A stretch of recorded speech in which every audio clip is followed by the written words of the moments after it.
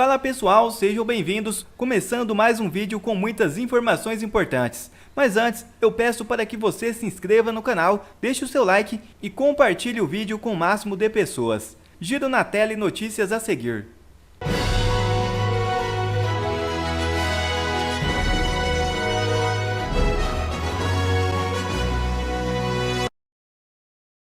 A inelegibilidade de Bolsonaro tem erro crucial do sistema. O tiro saiu pela culatra. É isso mesmo. Parece que já perceberam que a inelegibilidade do ex-presidente Jair Bolsonaro foi um erro em todos os aspectos. Seja juridicamente, porque é absurda e sem respaldo na lei. Seja politicamente, pois está aumentando ainda mais o fenômeno de popularidade que tanto incomoda o sistema. Bolsonaro é imprevisível e tem uma força descomunal. Inelegível, saiu pelo país caminhando como se estivesse em plena campanha eleitoral. Nesse sentido, o perfil no Twitter, denominado MSP Brasil, fez uma análise perfeita do que está ocorrendo. Se você analisar friamente, até que foi um bom negócio o Bolsonaro se tornar inelegível. Agora ele pode correr do Brasil inteiro sem ser acusado de fazer propaganda eleitoral fora de época. O tiro saiu pela culatra. O ex-presidente discursou na AgriShow e falou de suas sementes políticas, em referência a Ronaldo Caiado e Tarcísio de Freitas. Assista. Senhores, vamos ouvir a seguir, encerrando os pronunciamentos, com a palavra o nosso sempre presidente Jair Messias Bolsonaro. Bom dia a todos. Muito obrigado pelo convite, obrigado por esse momento. É uma satisfação muito grande estar no meio de quem trabalha. E a dificuldade que eu tenho de falar de Paulo Tarcísio. Eu estava aqui buscando, algo para complementar o que ele falou. É uma pessoa fantástica, uma capacidade realmente quase inigualável e que está se dedicando àquilo que ele se propôs: governar o estado de São Paulo. Ouso dizer que podemos ser alguém igual a ele no futuro. Melhor, muito difícil. Eu lembro quando estava convencendo o Tarcísio a disputar as eleições aqui no estado. E ele falando: sou carioca, torcedor de um time que nos deu alegria no dia de ontem, contra o Botafogo.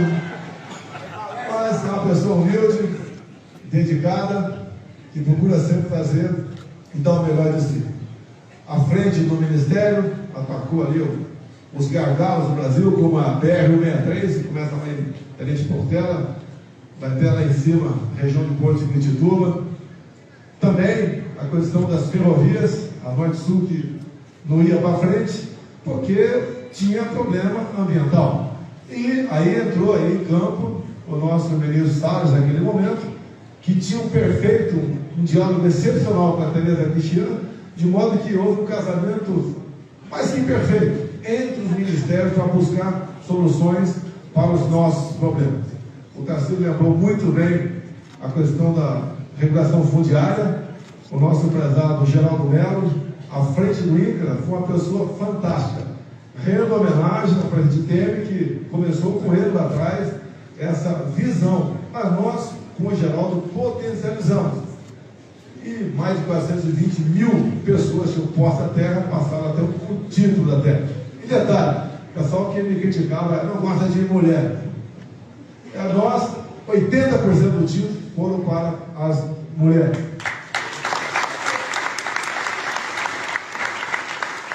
E às vezes temos pessoas anônimas entre nós que fazem coisas maravilhosas e não ficamos sabendo. Uma parte do que vocês produzem aqui passa pela CEAGESP em São Paulo. E tínhamos um problema lá. E não era problema de gestão. Era um caso de polícia. E daí, conversando com a Tereza Cristina, conversando com o Paulo Guedes, fui buscar dentro da Polícia Militar de São Paulo o ex-comandante da rota, o nosso prezado coronel Melo Araújo, presente aqui, que fez um trabalho lá.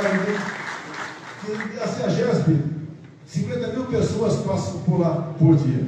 Tinham todos os problemas das grandes cidades. E ele resolveu todos os problemas. Em especial aquele da corrupção a conta gotas, quando se atacava, inclusive, o empurrador de carrinho. Eu quero contar uma história rápida aqui. Obrigado para quem deu pix para mim. Nunca vi tanto dinheiro na minha vida. me deu uma tranquilidade, quase metade já foi com advogados, algumas multas, mas está indo tudo muito bem. Eu lembro que no Pix, uma pessoa, um empurrador de carrinho da CEGESP, mandou um Pix para mim, o pessoal mostrou, né? E estava lá, prezado presidente, R$100 para mim é bastante dinheiro para quem empurra o carrinho. Mas, quando estava em administração anterior, eu pagava 160 de propina por mês para poder empurrar um carrinho no CEGESP. Esse R$100 é muito bem investido. Muito obrigado. Outra coisa também, para fazer justiça. Tereza Cristina, ela foi indicação do Parlamento Brasileiro. E a única exigência que eu fiz que não seria uma indicação de um partido político. Uma pessoa que trabalha para todos. E eu, para com ela, assim, para todos os ministros, era porteira fechada. Ou seja, toda a responsabilidade era dela. A única ingerência minha no ministério dela foi indicar aquele secretário da Pesca, Jorge Zé, que está aqui, que fez um trabalho fantástico. Inclusive, a Lei Fronteira. Avançamos bastante a negociação com o Parlamento do Paraguai para criarmos tilápia lá no espelho d'água, lá na lagoa de Itaipu. Itaipu também, a gente começa a falar de muita coisa. Itaipu, nós só conhecemos como uma empresa, né, binacional que gerava energia.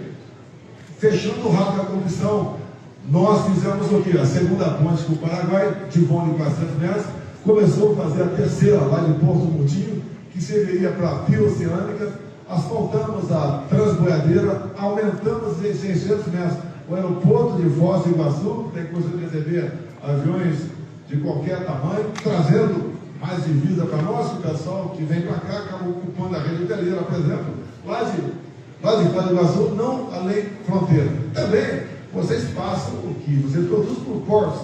Os portos passaram a dar lucro para a gente. Porto de Santos dava prejuízo anual de 500 milhões de reais. Acabou dando lucro de 500 milhões. Sem aumentar tarifas.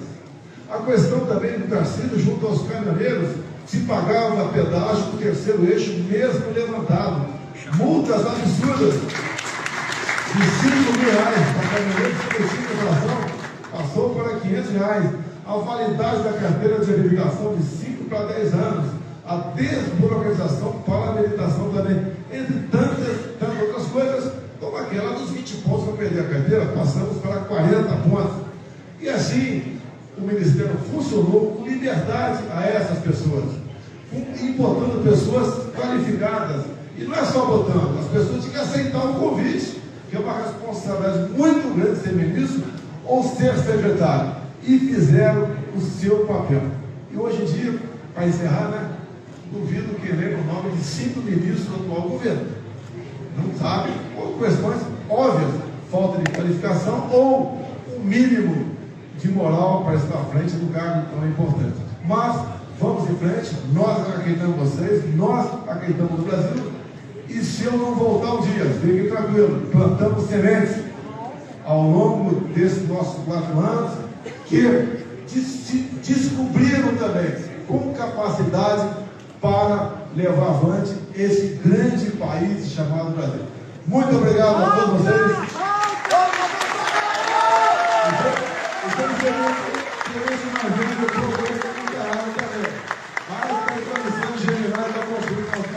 Muito obrigado a todos vocês. Palavras do presidente Jair Messias Bolsonaro, encerrando aqui esse grande evento da nossa pasta da agricultura E Arthur Lira perde a paciência com o STF e sugere uma solução. Veja o vídeo. Uma coisa que está impossível de negar na Câmara dos Deputados é que a paciência do presidente da Câmara dos Deputados, o Arthur Lira, já está se esgotando. Uma pessoa que sempre tenta achar ali um meio comum, né? Um ambiente propício para que ambos os lados possam discutir, sempre tentando achar uma forma de apaziguar os ânimos. Até ele já está de saco cheio com essas interferências do Supremo Tribunal Federal no Congresso, basicamente dissolvendo o Congresso. Recentemente vocês viram o Lula ativando o seu advogado no STF, que é o Zanin, advogado do Lula, e numa canetada ele anula praticamente a questão da desoneração, que já vai começar a causar desemprego agora. As empresas vão parar de contratar, porque sem a aprovação da desoneração do jeito que foi elaborada, vai ser muito difícil gerar emprego agora. Bom, vamos lá. O Arthur Lira está de saco cheio e tem um problema crucial, que ele é o que mais atrapalha a independência, né? A coexistência do Supremo Tribunal Federal e do Congresso, que é a ADI, Ação Direta de Inconstitucionalidade.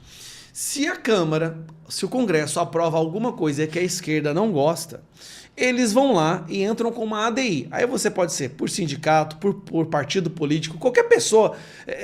O leque de opção é muito grande. Entra com uma ADI no STF e o STF aceita e anula o projeto que foi aprovado pelo Congresso. Só para vocês terem uma ideia, como eles não conseguiram aprovar o aborto no Congresso, eles estão entrando com uma ADI. Tem ADI para aborto, tem ADI para liberar as drogas e é tudo o STF votando, algo que é da prerrogativa do Congresso. Pois bem, isso é algo que o Lira já está de saco cheio e aqui ele mostrou as garras e foi para cima do STF, foi para cima dessas arbitrariedades para tentar mudar esse que ele considera como um câncer. Eu achei interessante esse discurso. Há uma discussão sempre jurídica no Brasil, as discussões nunca findam, porque o Supremo Tribunal Federal recebe demandas todos os dias, de todos os setores, e nós temos um câncer no Brasil que se chama ação direta de inconstitucionalidade proposta por qualquer entidade, qualquer pessoa ou qualquer partido político no Brasil com um representante no Congresso Nacional. O que é que adianta um projeto com 400 votos no plenário da Câmara e um parlamentar entra com a ADI e um ministro dá uma liminar e nós vamos voltar a discutir isso? Então nós temos parlamentares que ter coragem de enfrentar esse tema e subir o sarrafo de quem pode propor ADI no país, para que menos temas sejam judicializados e mais temas sejam discutidos politicamente com quem eventualmente tem a procuração do povo para se representar naqueles 4 anos no Congresso Nacional. Se a Câmara presta, se o Senado presta, se não presta, a discussão, Zema, é outra. É quem elege, te dá a delegação, se sente representado ou não. E o reflexo disso é você ser colocado para fora, se você não honrou o teu discurso na defesa daquelas pautas que a gente precisa. Portanto, nessas questões que envolvem o discurso do Pedro, o discurso da Tereza, o discurso do Fávaro, o discurso do Caiado, o discurso do Gabriel, o discurso da nossa prefeita, onde tudo se engloba, a gente pode reduzir isso a um termo só. Nós somos um país diverso. Nós temos que ter o compromisso de respeitar a quem pensa diferente. E nós temos o dever de respeitar a nossa Constituição. O Poder Legislativo nunca avançou um palmo além das suas prerrogativas. E nós temos que discutir isso com muita tranquilidade. O Brasil precisa de paz. O Brasil precisa de respeito aos princípios democráticos.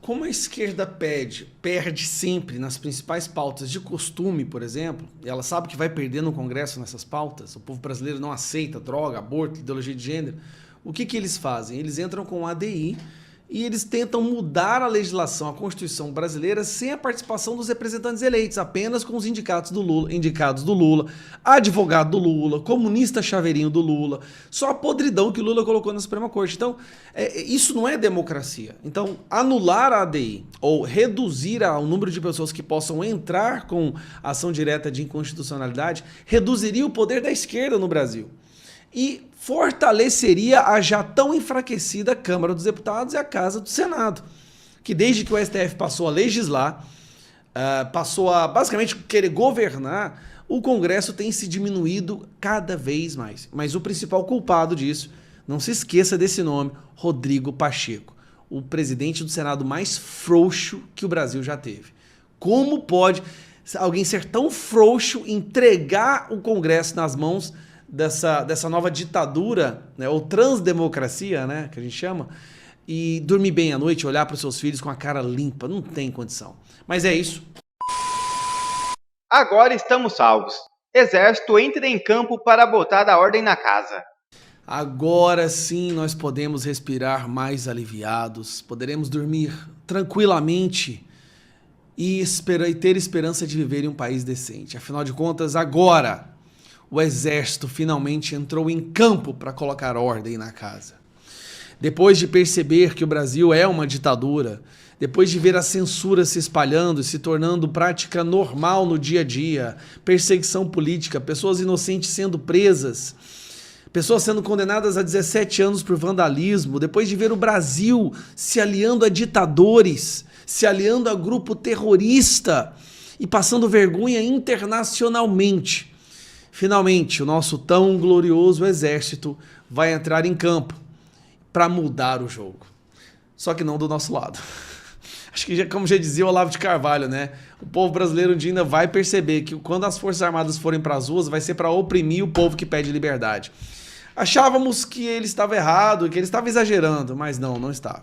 Vamos lá. O que nós vivemos no Brasil hoje é um estado de exceção, um estado policialesco, de censura e perseguição por quem fala algo que eles e o sistema discordem.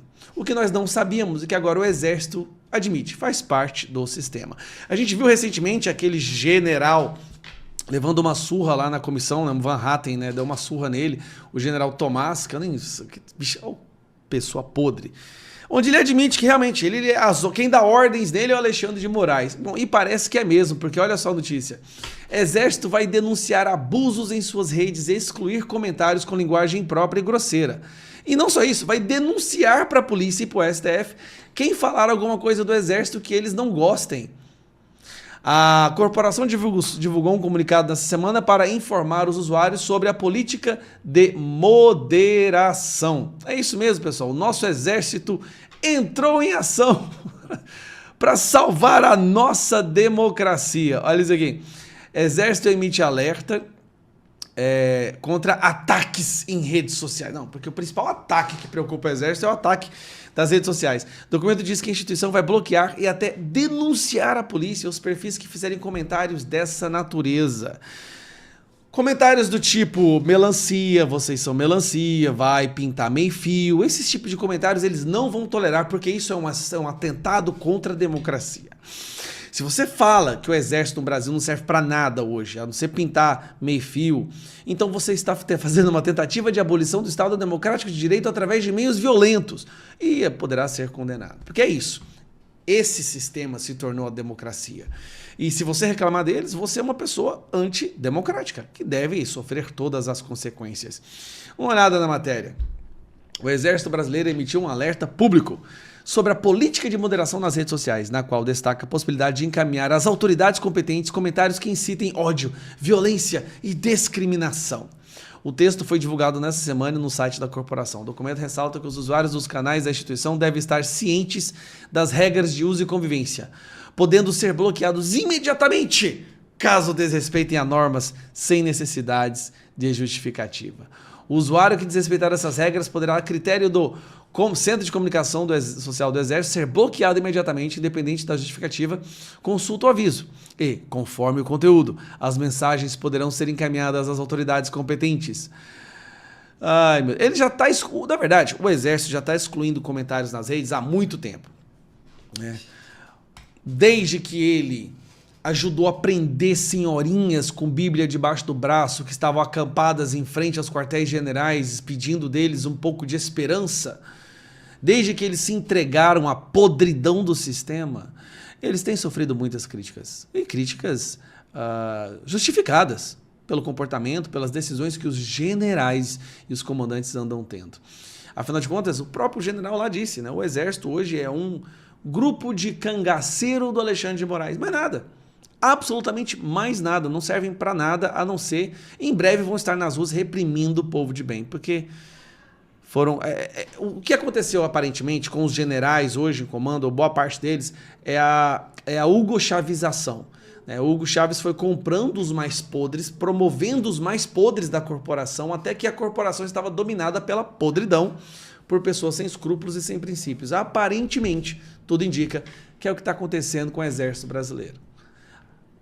Soldados são pessoas boas, tenentes, sargentos são pessoas boas, mas os generais, o alto escalão, é a concentração da podridão mesmo.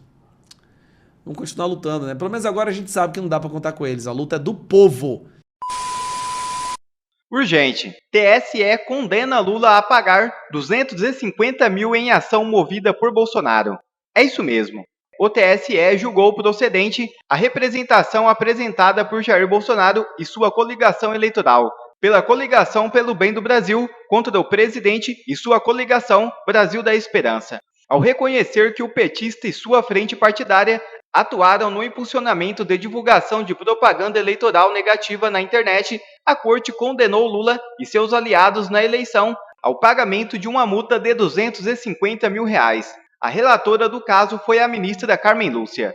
Até que enfim uma decisão favorável a Bolsonaro. Não é que milagres acontecem mesmo? Quer ver mais conteúdos como esse? Então inscreva-se agora mesmo no canal e ative o sininho das notificações. Assim você não perde mais nenhum conteúdo que é postado aqui no canal. E também já deixe o seu like para o YouTube ajudar a divulgar o nosso trabalho. Fico por aqui e que Deus abençoe a todos. Brasil acima de tudo e Deus acima de todos.